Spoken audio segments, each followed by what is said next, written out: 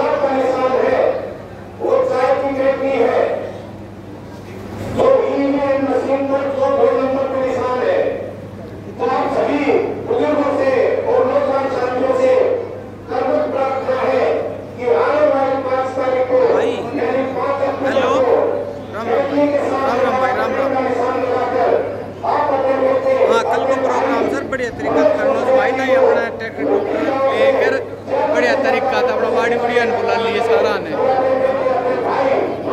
मैं गाड़ी में बैठ के फोन करूँ तो आपके करने ठीक से मैं गाड़ी में बैठ के फोन करूँगा वापिस आप आवाज में आ रही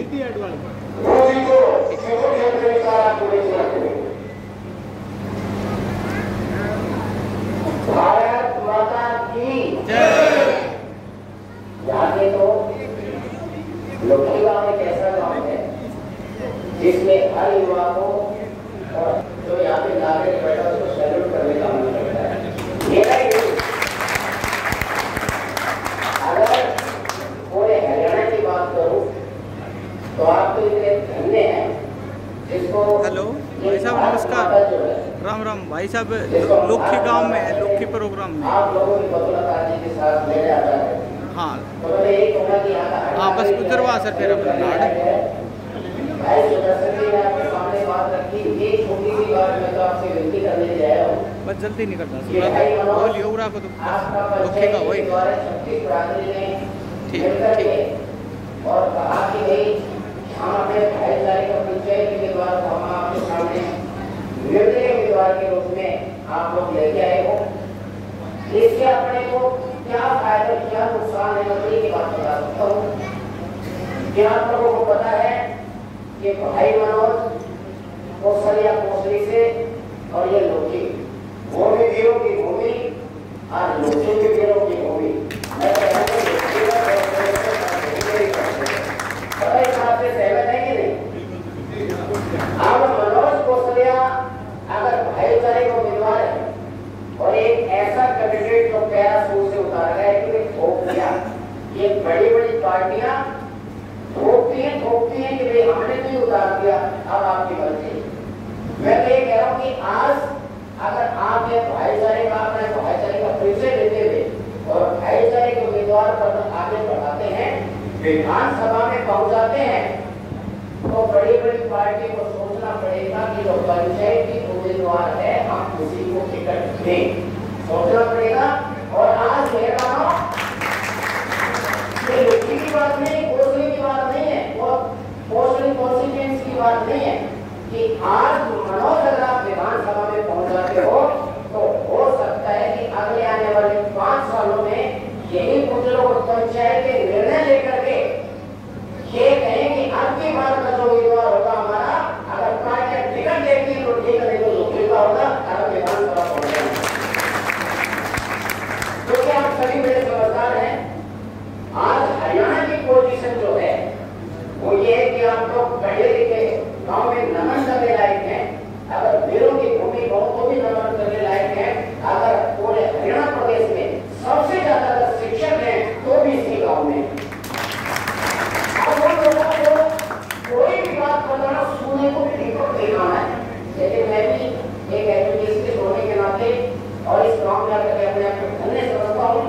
कि जब आप लोग इसको विधानसभा पहुंचेंगे एक आम आदमी का रास्ता खोलेगा।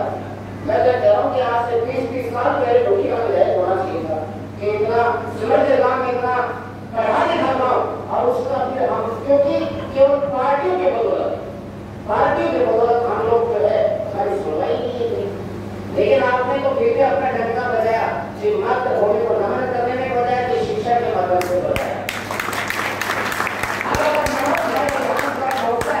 आप लोग जब आशीर्वाद देंगे तो एक आम नागरिक का रास्ता खुलेगा कि जब मनोज विधानसभा पहुंच सकता है तो एक आम आदमी को कोई भी आप लोग पंचायत के उम्मीदवार को विधानसभा पहुंचा सकते हैं। उसके बाद आप लोग न्यूज़पेपर के माध्यम से, टीवी के माध्यम से आप देख रहे हैं कि लगभग पढ़े लिखे लोग आप बैठे हैं, 15 से 17 उम्मीदवार निर्दलीय जीत गए। निर्दलीय आ रहे कि नहीं, सहमत है आप मेरी बात से? आप ये बताइए, कोई कह रहा है कि 15 से 17 में निर्दलीय लोग जीत जाएंगे? ना बीजेपी की सरकार स्पष्ट आ रही है, ना कांग्रेस की स्पष्ट आ रही है। ये निर्दलीय चाहिए सरकार, वो आएगी निर्दलीय चाहिए वो।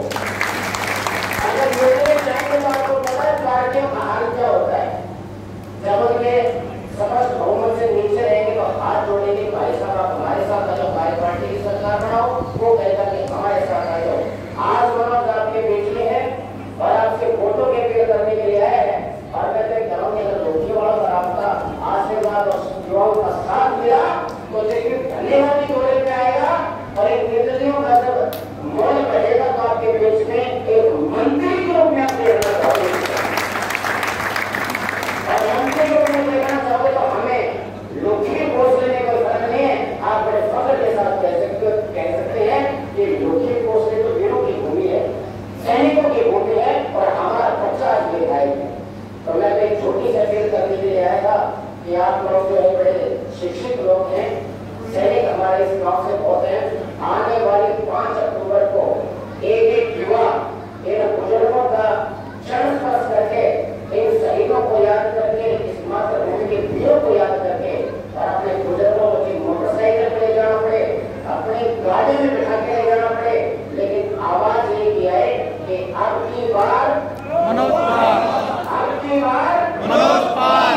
और ये युवा इन बुजुर्गों का आशीर्वाद लेकर के जाएंगे तो मैं कह रहा हूँ कि जब 14 नंबर पे ईवीएम मशीन में जो बटन होगा, 14 नंबर पे केंद्रीय का निशान होगा और सामने वाला जब युवाएं और हमारे बुजुर्ग आशीर्वाद के बटन दबेगा तो मनोज का लोकी पोस्ट के लिए कॉन्स्टिट्यूएंसी लिखेगी। अगर इस बात से कोई सहमत है तो एक बार मनोज भाई को एक बार हाथ खड़ा करके बता दो कि लोकी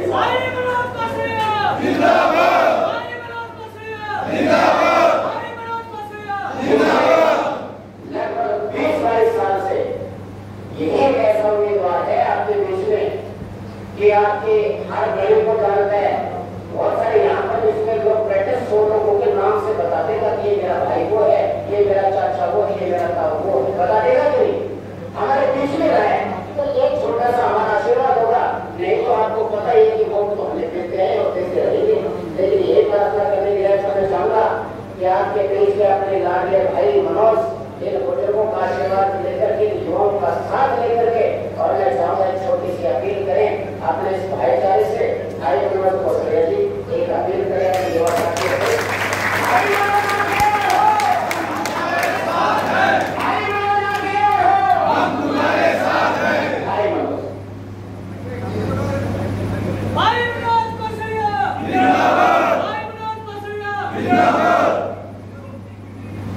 वीरों की भूमि मेरे गांव कुकी को मैं नमन करता हूं। मान और सम्मान के मेरे इस गांव की सरदारी, मेरे बुजुर्गों, मेरे युवा साथियों और प्यारे बच्चों सबको मैं प्रणाम करता हूं, नमन करता हूं, राम राम करता हूं और धन्यवाद करता हूं इस मान सम्मान के लिए जो आपने मुझे पगड़ी के रूप में दिया। मैं आपसे वादा करता हूं आपका मान सम्मान कभी झुकने नहीं दूंगा। आप सबके सामने एक निर्दलीय प्रत्याशी के रूप में खड़ा हूं। कितनी निशान है मेरा। आप ये निर्दलीय प्रत्याशी को मैं अपील करता हूं कि ज्यादा से ज्यादा फोटो लेकर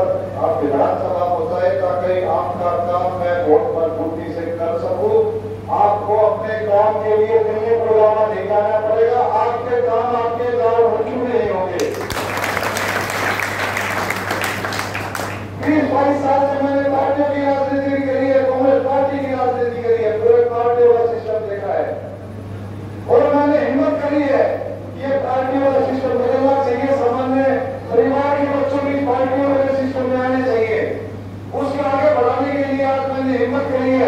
आज मैं आगे आया उनका तो दूसरा बच्चा आगे आएगा ताकि हमारे विकास और प्रगति होंगे। ऐसा राजनीति वहीं ऊपर ही रह जाएगी। हमारे बच्चे तो जिला परिषद सरपंच तक सिमट के रह जाएंगे। मैं इस हिम्मत के लिए आप सबके आशीर्वाद और सहयोग की अपील करता हूँ ताकि आज मैंने हिम्मत करी का दूसरा कर सके। आज आप मुझे आशीर्वाद देंगे तो आप मुझे आशीर्वाद देते हैं तो अगले बार से पार्टियों को भी पंचायती दिक्कत नहीं पड़ेगी। पार्टियों को का सौदा नहीं कर पाएंगी।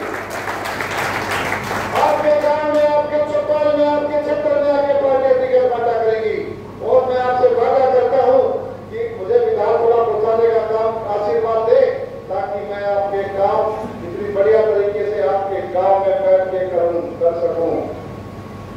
मेरे बुजुर्गों, मेरे दोस्तों, प्यारे बच्चों, मैं फिर दोबारा आप सब लोगों से, मेरे भाई से, मेरे भाइयों से, गांव मुखी से, गांव मुखी की सरदारी से सर खुदा की अपील करता हूं कि अपने भाई को, अपने बेटे को आशीर्वाद दे। वोट के रूप में केले के निशान से मैं सब लोगों को सम्मान करता हूं।